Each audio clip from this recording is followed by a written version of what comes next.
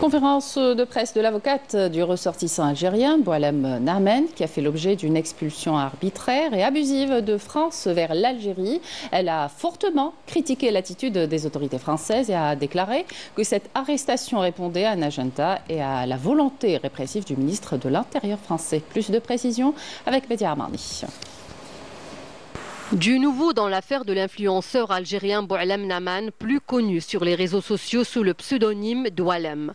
Visé par un arrêté d'expulsion du territoire à la suite de propos incitant à la violence, ses avocats viennent de déposer un recours en référé suspension devant le tribunal administratif de Paris pour expulsion illégale.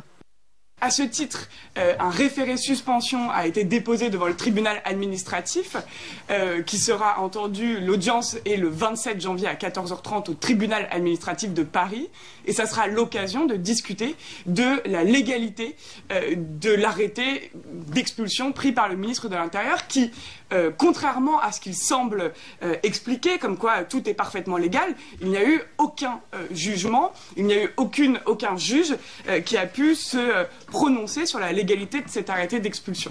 En attendant, la défense de cet influenceur estime qu'il s'agit d'une instrumentalisation diplomatique. Il faut se rendre compte que c'est une détermination de Retailleau contre Boualem qui, en réalité, répond à des considérations diplomatiques. Ce n'est absolument pas anodin que cet arrêté d'expulsion qui a été pris, et j'y reviendrai, dans le cadre d'une urgence absolue, ce n'est pas anodin que ça arrive dans cette période, une période que vous savez d'une crise aiguë entre la France et l'Algérie, même avant le refus d'admission de l'Algérie pour que Boualem retourne sur le territoire algérien. On est dans une crise diplomatique et que ce n'est absolument pas anodin que ça arrive dans cette période. On voit à ce titre que les Algériens qui résident en France sont pris comme une véritable marge d'ajustement, une variable d'ajustement des négociations diplomatiques, et ce qui est parfaitement intolérable. Les condamnations, les anciennes condamnations de Boualem, elles étaient parfaitement connues, aussi bien en 2010, mais a fortiori le 26 décembre 2024. Et donc c'est parfaitement fallacieux aujourd'hui de ressortir les condamnations de plus de 20 ans pour caractériser ce qui semblerait être une menace grave à l'ordre public. Encore une fois, ça répond à un agenda, ça répond à une volonté répressive du ministre de l'Intérieur, mais ce n'est absolument pas nécessaire, et on voit bien que le préfet de l'Hérault a lui-même estimé qu'il ne s'agissait pas d'une menace grave à l'ordre public. La défense s'appuie également sur des errances de traduction de la vidéo à l'origine de l'arrêté d'expulsion de Boualem, qui affirme que l'influenceur n'a à aucun moment appelé au meurtre.